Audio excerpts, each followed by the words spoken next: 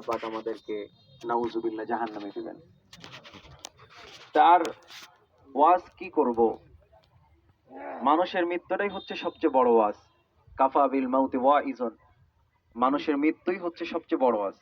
এটা আমাদেরকে চরম শিক্ষা দিয়ে যায় যে একজন মানুষ পৃথিবী থেকে একেবারে রিক্ত হস্তে খালি হাতে যেরকম চলে যাচ্ছে, আমি আপনি যদি পুরা পৃথিবীরও মালিক হয়ে যায়, এরপরেও কোনো কিছু নিয়ে যেতে পারবে না, শূন্য হাতে আমাদেরকে যেতে হবে।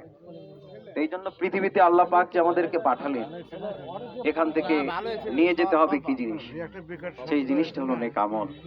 আল্লাহ রাব্বুল আলামিন আমাদের সবাইকে এখান থেকে নসিহা অর্জন করে নেক আমল বেশি করে আল্লাহ পাকের সঙ্গে সাক্ষাতের তৌফিক দান করুন। সকলে বলে আমিন।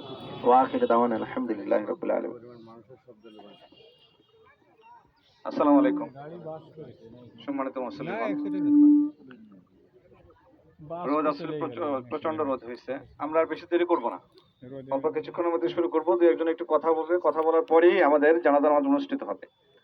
আমি প্রথমেই কথা বলার জন্য অনুরোধ করছি আমাদের অত্র হরিনাথপুর গ্রামের সম্মানিত মুরব্বী এবং হরিনাথপুর হাই স্কুলের সম্মানিত প্রধান শিক্ষক আলহাজ জনাব রফিকুল ইসলাম স্যারকে আমি কিছু বলার জন্য অনুরোধ করছি।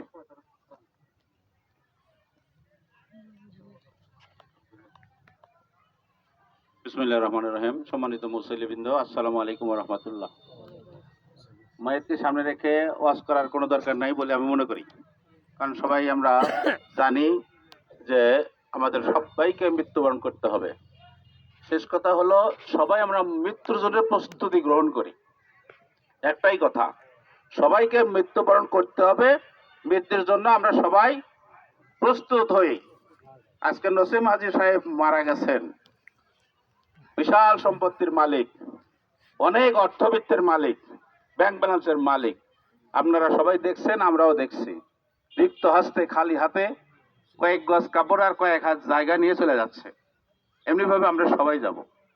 কাজেই আমরা জীবন দশায় যদি আমরা একটু প্রস্তুতি গ্রহণ করি, তাহলে আমরা আশা করা যায় যে আমরা ওই পারে গিয়ে একটু আল্লাহর কাছে হয়তো বা একটু ভালো জায়গা পেতে পারি। সম্মানিত উপস্থিতি, আপনাদের উদাত্ত আহ্বান জানাবো, আল্লাহ পাকের বিধান মতে জীবন গড়েন, আল্লাহ নিষিদ্ধ কাজগুলো বর্জন করেন, আল্লাহর পছন্দের কাজ করলে হুকুমের কাজগুলো আদায় করার চেষ্টা করেন।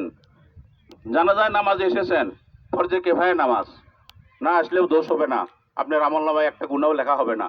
কিন্তু কিছুক্ষণ আগে যে ছিল ফরজে আইন, কয়জন পড়েছেন? যারা পড়েছেন তারা আল্লাহর হুকুম পালন করেছেন। যারা পড়েননি, আল্লাহর সাথে বিশ্বাসঘাতকতা করেছেন, গাদ্দারি করেছেন, আল্লাহর হুকুম অমান্য করেছেন। এখানে আপনার জন্য কোনো জায়গা না থাকাই দরকার। যারা ফরজে আইন মানে না, তারা ফরজে কিফায়া কেন আসেন? কোনো দরকার নাই আপনার। আপনি এসে বলেন কি করবেন? মাইয়াদের ক্ষতি করবেন। বেনামাজি তারা জানাজা নেওয়া মানে মাইয়াদের ক্ষতি করা। কাজেই আমি উদাত্ত আহ্বান জানাবো, বেনামাজের খাতা থেকে নামটা কেটে নামাজের খাতায় নামটা ঢুকান, নিজেও নামাজ পড়েন, অন্য ভাইকেও নামাজ পড়ার জন্য দাওয়াত দেন, আর অন্য ভাইয়ের নামাজের শরীক হন। সবাইকে আল্লাহ পাকের বিধান মানার জন্য উদাত্ত আহ্বান জানিয়ে কথা শেষ করছি। আসসালামু আলাইকুম ওয়া রাহমাতুল্লাহ।